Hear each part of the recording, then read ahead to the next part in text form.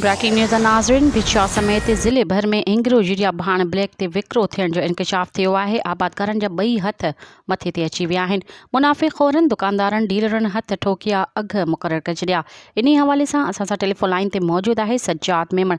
जी सज्जाद, छा तफ़सील आहिनि, आगाह कजो। जी बिल्कुल, भिक्षा समेत ज़िले भर में एग्रो यूरिया भाण जेको आहे ब्लैक ते विकिरो थियण जो इंकशाफ थियो आहे। आबादकारनि जा ॿई हथ जेके आहिनि मथे ते अची विया आहिनि। मुनाफ़िक़ोरनि दुकानदारनि डीलरनि हथ ठोकिया, अघ मुक़रर करे छॾिया आहिनि। सरकारी अघु 3600 ॿुधायो पियो वञे, जेको हिन वक़्तु 5000 खां 5500 ताईं सरियाम विकिरो थी रहियो आहे। माल स्टॉक पिण करण जो इंकशाफ थियो आहे। दुकानदार वॾनि डीलरनि जी सोनी झिरकी जेका उॾामण लॻी आहे। ज़रियुनि मूजिबि भिक्षा ऐं भर पासे जे इलाइक़नि में आबादकारनि ज़मींदारनि हाल सख़्तु परेशान थी विया आहिनि। डीलरनि दुकानदार एग्रो यूरिया भाण जा अघ ॿीणा करे ब्लैक ते विकिरो करणु शुरू करे ॾिनो आहे। अहिड़े अमल ते ग़रीब हारी ज़मींदारनि ऐं वज़ीर आला Sindh commissioner Hyderabad, deputy commissioner Matiyala, assistant commissioner Hala खां मुतालबो कयो आहे त ख़ुदारा ग़रीब ज़मींदार आबादकारनि ते रहम कयो वञे।